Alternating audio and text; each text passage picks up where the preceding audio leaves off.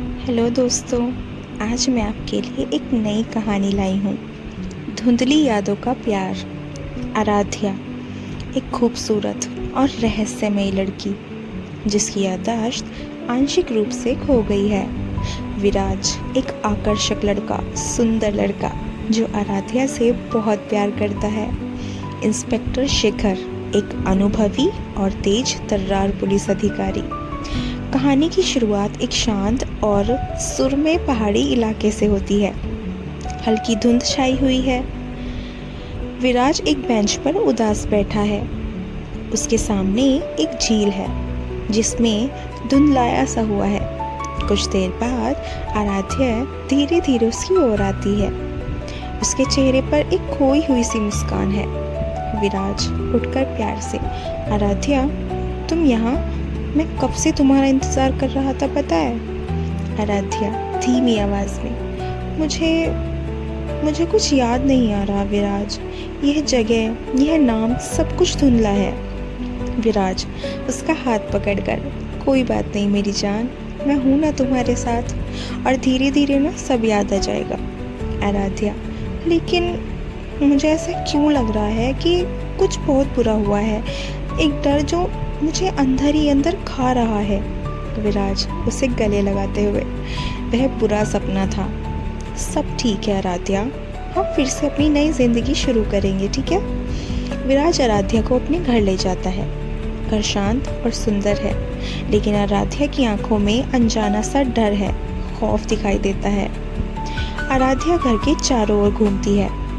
उसे कुछ पुरानी तस्वीरें मिलती हैं जिनमें वह और विराज बहुत खुश दिखाई दे रहे हैं, लेकिन फिर भी कुछ अधूरापन महसूस होता है। अचानक उसकी नज़र एक बंद कमरे पर जाती है। यह कमरा बंद क्यों है विराज? विराज घबराकर बोलता है। वो पुराने स्टोर रूम है, उसमें कुछ खास नहीं है आराध्या। नहीं, मुझे देखना है, जो भी हो बस। विराज अनिच्छा से कमरा खोलता है। कमरे में धूल जमी हुई है और कुछ पुरानी चीज़ें बिखरी पड़ी हैं। आराध्या की नज़र एक टूटे हुए संगीत यंत्र पर जाती है।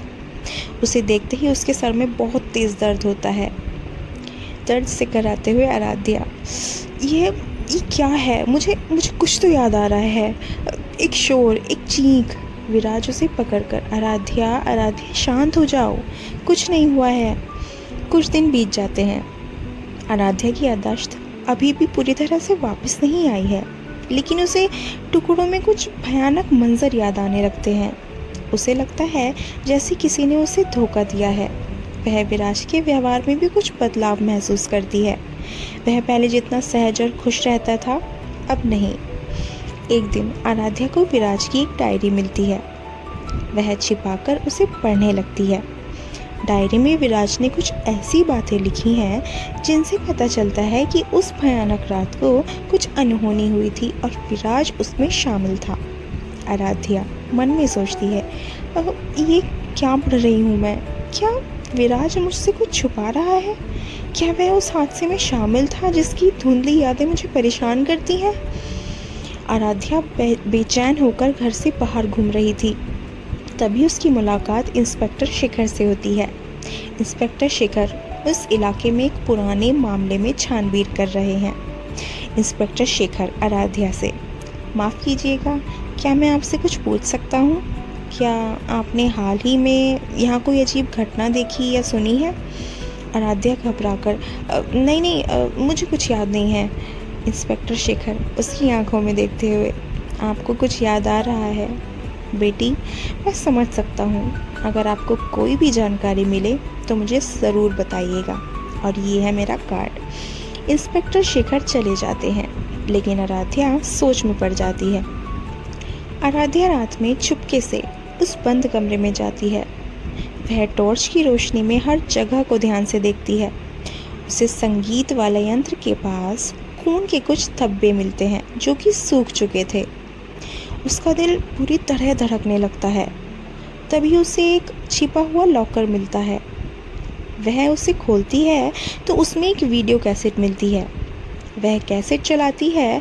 वीडियो में वह और विराज एक साथ बहुत खुश दिखाई दे रहे हैं, लेकिन फिर वीडियो में एक और शख्स आता है। वह शख्स गुस्से में कहता है और फिर हाथापाई शुरू हो जाती है। आराध्या देखती है कि विराज उस शख्स को धक्का देता है, लेकिन ऐसी क्या बात थी जो उस आदमी ने विराज से बोली? उसने विराज से यह बोला था कि आराध्या और मैं एक दूसरे को बहुत प्यार करते हैं और तुम्हें रास्ते से हटाने के लिए मैं कुछ भी कर सकता हूँ। लेकिन उसके सर पर चोट लग गई थी जब विराज ने उसे मार दिया था और वो बेहोश हो गया था। आराध्या यह देखकर चीख पड़ी। आराध्या अपने आप से तो विराज कमरे में आता है और आराध्या को वीडियो देखते हुए पकड़ लेता है। उसके चेहरे पर डर और निराशा के भाव हैं। विराज, आराध्या, मैंने ये सब तुम्हें खोने के डर से किया था। वह शख्स तुम्हें मुझसे छीनना चाहता था हाथापाई में, और सब कुछ अनजाने में हो गया। आराध्या आंखों में आंसू लिए, और तुमने मुझसे यह बात छुपाई। तुम इतने डरपोक कैसे हो सकते हो विराज? मुझे माफ़ कर दो आराध्या, मुझे लगा कि सच जानकर तुम मुझे छोड़ दोगी, इसलिए मैंने सब कुछ तुमसे छुपाया, बस, और कुछ नहीं।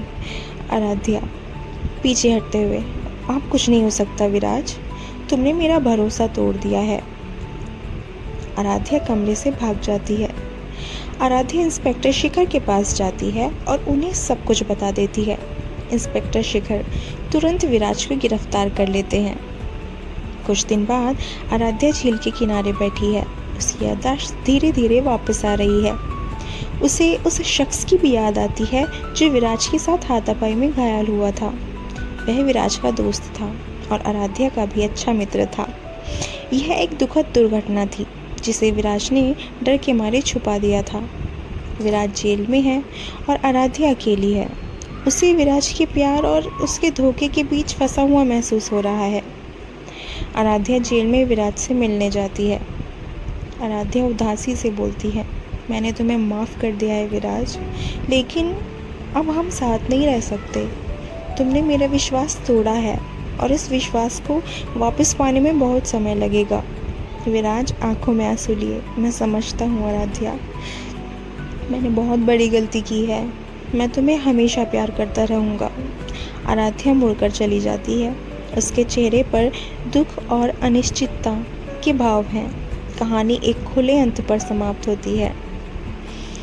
दोस्तों, आपको ये कहानी कैसी लगी मुझे कमेंट सेक्शन में ज़रूर बताना, और ये भी बताना क्या आराध्या और विराज की स्टोरी आगे बढ़ेगी या बस यहीं ख़त्म हो जाएगी।